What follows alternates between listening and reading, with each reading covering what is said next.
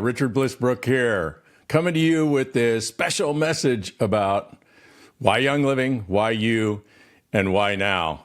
I trust you will enjoy it, spread it wide, use it to build your empires. I just think it's incredibly important that we all continue to build our belief in our products and our opportunity and our company, because it's that belief that actually establishes a vision which results in the motivation to go build it. If there's any doubt about our opportunity, that just creeps in and it affects our actions. So I just keep coming up with these rants about why Young Living, because there's lots of options, right? Lots of opportunities. Why you? Because we have doubts about that. Like, is it time for me? Can I do this? And then, of course, there's always why now, because it's easier to wait to next month or next year. First, a little bit of context, because most of you probably don't know me. And I think an opinion, which is this rant is just an opinion, is really kind of the value of it might be based on the context of who's offering the opinion. So I have some background in direct selling and network marketing that is relevant and might help you understand where this opinion comes from. So first and foremost, I've been a full-time network marketer for 47 years, going on 48 in the month of May 2025. And there's hardly anybody, maybe a half a dozen people in our whole profession that have been doing network marketing as long as I have and are still doing it and still love it and still promote it and teach it and coach it. And part of that is because I found a way to do it that doesn't burn me out and doesn't burn my friends and my network out and keeps me passionate about it. But in 47 years, you see a lot of things, right? You see a lot of companies, you see a lot of opportunities, and it gives you perspective that other people that have been doing it a lesser amount of time perhaps don't have. So as some of you know, I used to work in a chicken plant and I had my whole life mapped out, and I actually loved working at the chicken plant, and I thought I was going to work there another 40 years. And when I was prospected to look at network marketing, I said, absolutely not. No, right? I was emphatic. I was even a little nasty about it. Like, don't even bring it up again. I'm not interested in selling. I'm not interested in business of any kind. I just want to build my career in the chicken plant. I had it kind of mapped out, based on the color hat that you get, which gives you more authority and maybe a little bit of a raise. And so I had the next 40 years in the chicken plant all mapped out. And like a lot of prospects, I said no, and I meant it. I did mean it. But then something happened. The policy at the chicken plant changed. Just the whole plant, 3,000 people changed, and you had to have a 4-year college degree to advance any further than I already was at the chicken plant. So all of a sudden, my career path ripped right out from underneath me. That doesn't mean I'm going to go join that network marketing company. No, I didn't think that way. But the next time I happened to bump into my sponsor, which was a few weeks later, because he was a very good friend, he, of course, said, I'm still doing this. So I looked, right? I looked. Why? Because life changed, circumstances change, and it changes for everybody. It may not change in the next 2 or 3 weeks after they say no, but 2 or 3 months, 2 or 3 years changes for everybody. So that's why we always say no doesn't mean no. It means perhaps not now. And so I joined. It took me a few weeks to kind of, get over all my stigma, get over myself, and decide, I've never met a group of people that were more fired up about helping me achieve my goals. I never even met a group of people that asked me, what do you want? Where do you want to go? Where do you want to live? What do you want to have? How much money do you want to make in your life? What kind of car do you want to drive? Nobody ever asked me that. So I was infatuated with the culture and the people of the personal development aspect, the championing aspect. I just fell in love with that culture, and I loved the product. It worked for me, so I went at it. But I wasn't very good at it. Wasn't good at all at asking people to buy something or asking people to, join an opportunity to make money. I just had a really bad mindset about all of it. And it took a couple of years of study and immersing myself in it and working on my belief system before I actually shifted and changed. But when I shifted and changed my attitude, I started building. And in 4 years, I built a team of 30,000 active people. And I was doing so well, that company drafted me from the field and asked me to come and actually run the company. So I ran that company for 3 years. And then, things just kind of changed, and I didn't really like the direction the ownership was going. So I kind of retired. I had a great residual income. And I bought into this little tiny network marketing company that was struggling.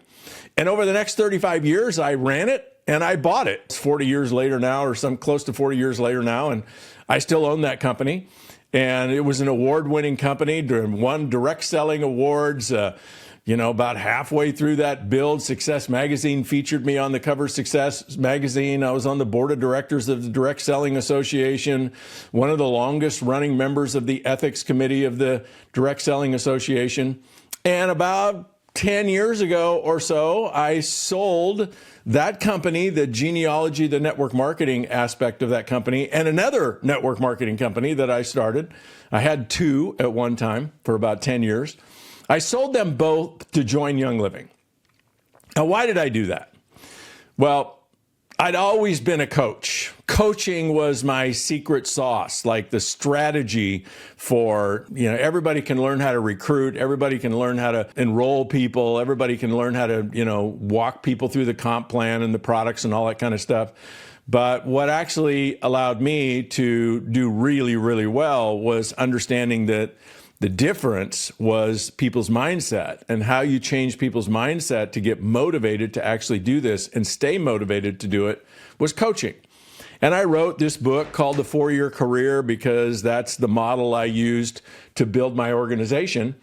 And about 15 years ago, a young man came to visit me, and he wanted to learn how to build along the lines of the 4-year career. I was owning and building my companies, but I was also coaching on the side. And so I started coaching him.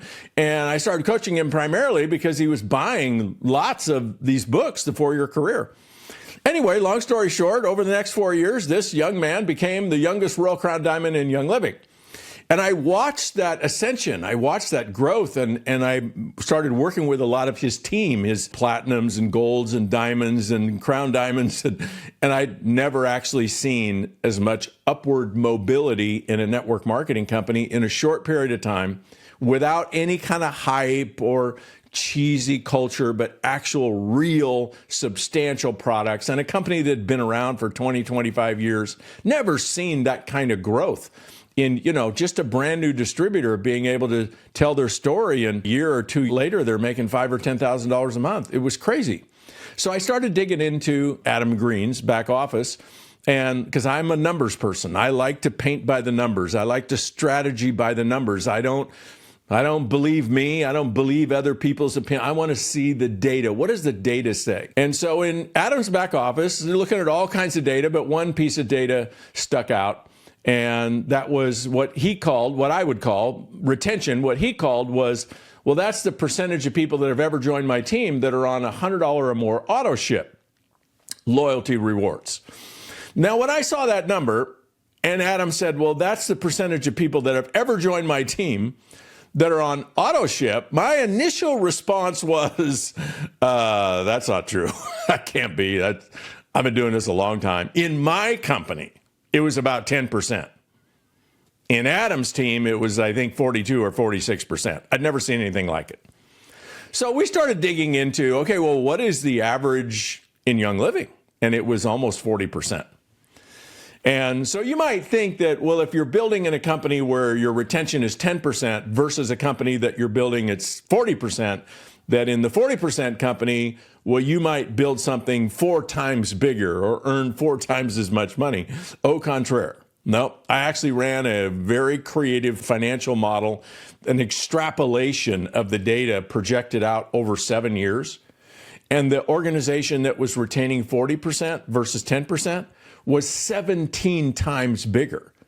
17 times bigger. So Kimmy and I got together and we started looking at, okay, here's where our teams, our companies are going to be 7 years from now versus where our teams could be if they were in Young Living. And we also wanted to move to Hawaii, and you can't really do that if you own two network marketing companies. And anyway, so we sold and we joined Young Living. And so that's context, right? My opinion might have value to you if you understand where it comes from. So back to why Young Living, why you, and why now. Why Young Living? Out of all the companies, and globally, there's about 3,000 right now that are doing business based somewhere in the world. There's about 700 that are based in the United States. But what you want to understand about Young Living's uniqueness as a company is, since Young Living started 1984, over 30 years ago, there has been at least 500,000 network marketing companies launch. Now, most of them don't make it out of the gate. They don't make it more than 6 months. Most of them don't make it more than 6 years. The number that get to 10 years is pretty small. So you never hear about these companies. They start and stop like popcorn. But 500,000 at least. Today, there's only 3,000. So it's not a 1 out of 10 thing. It's not a 1 out of 20 thing. It's less than 1% of every network marketing company that's ever started makes it anywhere. And so the fact that there's only 700 based in the United States makes Young Living, which it's a top 10 company globally based on its size, it makes it almost a 1 in a million opportunity. What Gary and Mary have done is nothing short of a miracle, but it wasn't by accident, right? It was strategic. It was intentional. And so what makes it so? Why Young Living? Well, the first thing is the products. Now, I know you know that. I don't need to spend a lot of time on it. But if you go back to my story, like what got my attention about Young Living, it was the products, but perhaps in a different way than you see the products. Perhaps you see the products as, well, they do this and they do that, and I love the products so much. And I love the products too, but I look at the data. And what the data says is a very large percentage of people that try this stuff stay on it for years. And then what I do with that is, oh my gosh, if that's true, we can build a $10 billion company, because we don't have to recruit as many people as other companies might recruit, because our people stick, right? So the products, yes, they are phenomenal. They do miraculous, amazing things. I have experienced that. Kimmy has experienced that. But where the rubber meets the road is, if 100 people get on these products, how many are still on them 5 or 10 or 20 years later? And that is an unprecedented percentage in our profession. There isn't any other company that I know of that has this level of retention. There's a couple that are close, but still, that's like rarefied air. Everybody else is 2, 3, 4, 5%. You think about the companies that are $5 or $10 billion a year that you know of, the standard fare companies, their retention is less than 5%. They got to recruit 20 people on auto ship to get people to stick. So we have a huge advantage because of these products, and we have a huge advantage because they move people to naturally tell their story. Hey, I tried it. Here's what it did for me. Maybe it'll do the same for you. So number one reason why Young Living? Products, the most amazing products in our profession. The second reason is ownership. Now, what is it about ownership that makes such a difference? Well, there's two things. One, there's only one owner. And that is huge. That is so huge. If there were two different owners, I'd be scared. Why? Because partnerships never last in business. I mean, it's so rare. Amway's an exception. Rich DeVos, Jay Van Andel, their partnership is still alive today, 60 years later. But they are such an exception. Tens of thousands, hundreds of thousands of companies blew up. Why? Because the partners, they thought, oh, this is a good idea. We like each other. Let's do business together. But 5 years later, maybe because the company's super successful, or maybe because it's really struggling, the partnership falls apart. That's if just there's two. If there's 5, it's 5 times worse. If it's public and there's 500 or 5,000, it's 50 times worse. If it's owned by private equity, it's the kiss of death. Private equity is only interested in the bottom line, and the bottom line has to happen fast. And if it doesn't, we're selling this thing or we're stripping it of whatever costs us money, and we're going to convert it to just an affiliate model. It's happening every day in our profession. So the fact that we have one owner that we can look at and we can decide, do we trust Mary and Gary? Do we love them? Are our values aligned? Of course, if they're not, go find some company that's owned by somebody that you're aligned with. But if you're aligned with Mary Young, then you only have to look at Mary Young, not 5 other people or 5,000 other people. And so that's a priceless advantage that the buck stops with Mary. And then the second reason about ownership is Mary is not an investor. She's not somebody that bought Young Living. She's not somebody that watched network marketing companies go crazy and decided, I'm just going to invest my money and create a network marketing company. No, she is a network marketer. It's in her DNA. She was a very successful Sunrider sales leader before she met Gary. Before she told Gary, hey, if you want to get these oils in every home in the world, you got to use network marketing because it's going to happen based on people telling stories, not based on advertising or e-commerce or any of that. It's just storytelling all around the world. It's network marketing. And you got to have a comp plan that inspires people to make a lot of money, which then inspires them to work really hard and build empires. So we have the best scenario possible. We don't have private equity. We're not public, where the board of directors is legally required to make decisions in the best interest of the shareholder, not the customer or the sales leader. And our owner is like a network marketer in her DNA. And then what about the future? Right? So Mary's in her 70s, and, she's not going to live another 100 years and another 50 years. What about the future? Well, that's already baked in. Gary and Mary baked it in with Joseph and Jacob. And if you watch Joseph and Jacob and listen to them, they're Gary and Mary 2.0. Joseph's kind of like Mary, and Jacob's kind of like Gary. And they love network marketing. They love all of us. They love the model. They love the products. And they're 2.0. They're the next 70 years of us being able to build, perhaps not for us, but for our children. Why Young Living? Ownership, hands down. We've got it in spades, and end of story, right? Third reason why Young Living, upside, very simple math. Every huge network marketing company, multi-billion-dollar network marketing company that's been around a long time, 80% of their sales are outside North America. They've grown into those markets where the population, the culture in those markets has a grand appreciation for products that come from America and an even grander appreciation for the opportunity to build an American kind of income, that free enterprise capitalism kind of income, but yet you don't need $1 million and you don't need to move to America, so you can live in Poland and build an empire all over the world. People outside of North America have a grand appreciation for that kind of opportunity, and they eat it up. Now, people in North America tend to take success and opportunity for granted. They're not quite as hungry. So if you look at the current state of Young Living, 80% of our sales are still North America. All of our upside is in front of us, and yet we're 30 years old. So it's not like a lot of promises of what Young Living's going to do. It's already done it.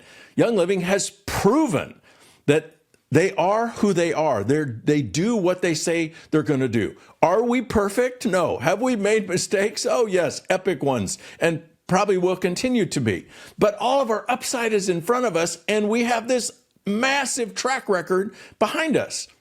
Fourth reason why Young Living, which is sort of a culmination of all of this, is the legacy income option. And most of you know, if you follow me at all, that I'm all about the legacy income option. You can make $5,000, $10,000, $20,000 a month doing all kinds of stuff. And that's all great, right? For immediate income, for providing for your family and all that. But as soon as you stop working, maybe because you choose to, you get burned out, or you get hurt, or you get sick, your income stops. It's all linear income. In network marketing, you build through that exponential growth of the customer community. So if I get 10 customers and they each get only 2 or 3 customers, and they each get 2 or 3 customers, and then somebody else gets 10 customers, and somebody else gets 100 customers, somebody else gets 2 or 3, somebody else gets 1,000. All of those generations of customers, that community, those are like little light bulbs of income that go to me, that go to you. And the more of those you have, the less you are reliant to you personally, what you do, and the less you are reliant to what any individual does. So if you have 1,000 customers buying these products every month, it doesn't matter what you do, doesn't matter what 3 of them do, because you got your income spread out over so many people. And then when you light some of those customers up with the opportunity for themselves to build a legacy income, every time we inspire somebody who loves these products to build a legacy income, we turbocharge, we supercharge the exponential growth of what comes from them, because they're thinking, maybe if you apply it to the comp plan, they're thinking, I'm going to get to silver, I'm going to get to gold, I'm going to get to platinum, I'm going to get to diamond. And with that vision and motivation comes massive more growth on our team, in our customer community. And that happens indefinitely. That's going to happen 10 years from now, 20 years from now, 30 years from now. Somebody's going to get on fire somewhere in the world about building their own team, their own customer community. And it might be 6th generation to us, but boom, a whole new community flourishes. It's all on our team, right? So you add that to the fact that people get on these products and they stay on these products forever. Oh my gosh, build it once, get paid forever. How valuable is that? Well, it's a good formula for it. Take your monthly income and multiply it by 200. The rule of 200. So if you're making $2,000 a month and it's stable income from your customers, multiply it times 200, $400,000. That's how much liquid capital you'd have to have invested to make 200 grand a month. Right? And where are you going to get $400,000 or $4 million? It's save and invest for your whole life to create that. Or you can create an exponential growth customer community in 2 or 3 or 4 years with no money invested. There's nothing like it on the planet, never has been. That's why Einstein called compounding the 8th wonder of the world. It's how the rich get richer and the poor get poorer. But in network marketing, it's how you can live anywhere in the world. And as long as you got a sell signal, you can build an empire, right? And last, why Young Living? Purpose over profit. And it's just part of the expression of Gary's vision and Mary's vision and the family. And yes, the business needs to make a profit, and the business needs to make prudent financial decisions. And I trust that they always will. We may not always like them, right? Because we want more for less. But we want the best products ever, and we want them to be the cheapest, and we want 100% commissions, and we don't want to have to qualify. But the business needs to make prudent decisions for the business, and they will always do that. But if you just look at the Young family, what are they doing here? This isn't about how much money they can make. They're already billionaires, multi-billionaires. So this is about getting these products in every home, right? This is about detoxing the body and the home of every potential home in the world. Will we ever get there? No, we won't, which is exciting because we'll always have something to strive for. So if you look at the decisions that are made by Mary Young and this company, you can see every day where they put that mission, that purpose of keep the products, the best possible products we can. And let's get these products in people's homes and let's change lives. And that's more important than how much money we make overall, right? So those 5 reasons why Young Living. And to wrap it up, why you?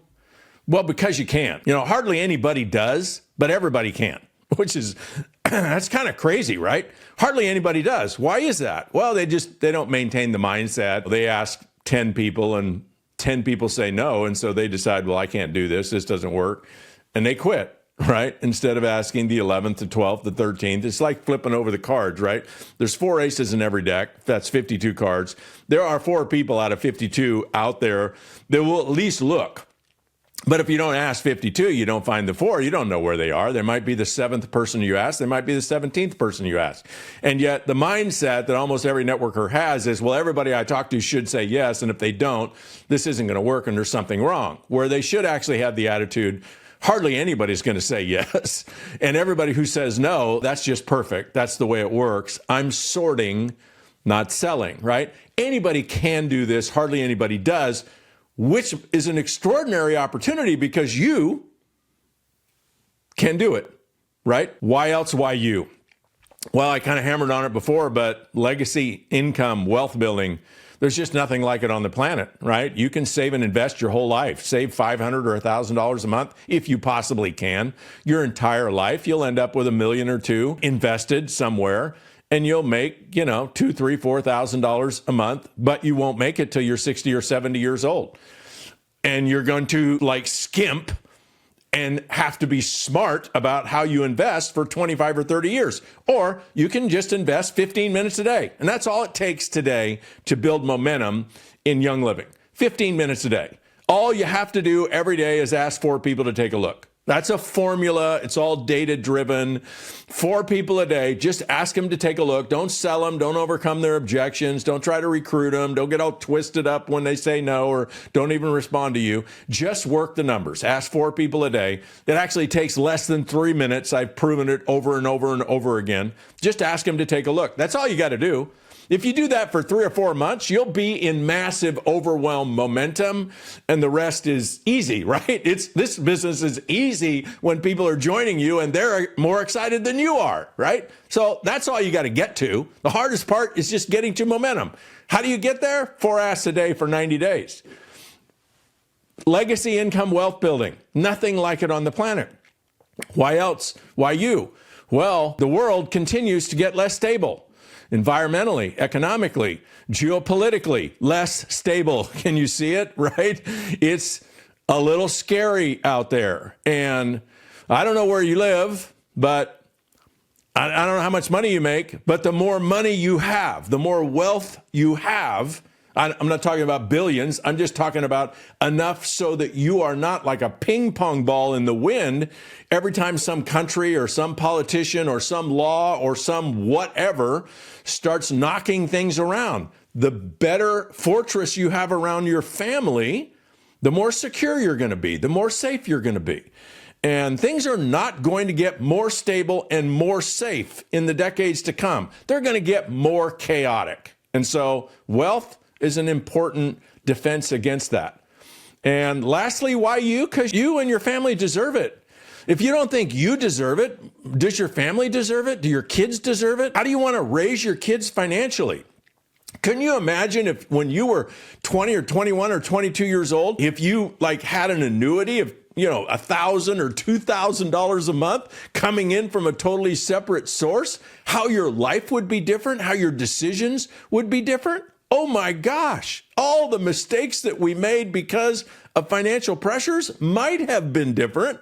I'm not suggesting if you gave me when I was 20 years old, $2,000 a month, I'd have probably screwed it up, right? But better to have it and screw it up than never have it, perhaps. I'm not talking about giving your kids wealth that they didn't earn. I'm just talking about what if you had a fallback position, right? What if you didn't have to take that job? What if you didn't have to move here? What if you didn't have to do that because you had a fortress behind you? Your family deserves that. Your kids deserve that. You can change the legacy of your whole family in 4 or 5 years in Young Living. And why now? Well, you've all heard, when's the best time to plant a tree? If you didn't plant it 5 years ago, the best time to plant it is not 5 years from now. It's not even 5 weeks from now. It's now, right? So procrastination is a nasty mindset. Do it now. Tomorrow never comes, right? You're going to wait for tomorrow? Then your tomorrow never comes. But perhaps the most important reason why now is the next 10 years in Young Living, we have some work to do, obviously. We have some IT work to do. We have some communication work to do. We got some focus work to do. We definitely, as a company, need to embrace our network marketing model more fully and balance our product with network marketing. We got some work to do around that, but all of that is coming. And the next 10 years, I see as very significant growth. And the upside for Young Living, $10 billion a year or more. That will be the largest network marketing company on the planet. And so when do you want to get on that train? Do you want to wait 6 months or 6 weeks or 6 years? Or when would be the best time to start? And if you think about it, maybe do the math about it, we tend to think, well, if I wait until next month, till after my daughter gets married or after the kids get out of college or high school or the weather changes or vacations are over, right, for whatever reason we decide to wait, we think that the only thing we're losing if we wait a month is this month's worth of income, and we don't have any income, so there's nothing to lose by waiting. But au contraire, when we wait a month, our career is permanently pushed out a month. So if you look at your income history, let's say you're going to do this for the next 30 years. I don't know, but let's say you do. You wait a month, you actually lose the highest month's income you're ever going to earn. So when people tell me, I'm going to wait till next month, I say, so, fine, no problem. We'll be here. I'm just curious, once you do get started, based on the comp plan, here's the income disclosure statement, how much do you think ultimately you could earn a month in Young Living? I mean, here's what other people have done. I don't know what you think you'll do, but you tell me. So, you give you all kinds of numbers. Maybe it's $1,000, maybe it's $10,000, maybe it's $100,000, right? Great, whatever it is. That's the highest month income you think you'll ever earn in the next 30 or 40 years. Yeah, let's say maybe $5,000 a month. Okay, great. So if waiting a month was going to cost you $5,000, if I could prove to you that it was going to cost you $5,000, would you want to see that? They always say, well, yeah, how would that be? And then I just show them, okay, you're going to start in April instead of March. Well, your highest month, let's say, is 7 years, 7 months from now. Your highest month now will be 7 years, 8 months from now. You never get back that 7 year, 7 month high mark. You lose that month forever. You never get it back. You can live to be 200 years old, build Young Living for the next 200 years. You never get that year back. And if the highest month income is $5,000, that's what it costs you to wait a month. So you sure you want to wait a month and cost yourself $5,000? Or what if I could show you how to work it into whatever you got to deal with for the next 30 days so we don't lose that highest month? Does that make sense? Why now? Because it costs you a fortune to wait. Hey, let's do this. We got the best opportunity on the planet. We got the next $10 billion company waiting for you and I to get our mojo and our mindset going right, get into momentum, do the work, enjoy the freedom. I'll see you on the other side.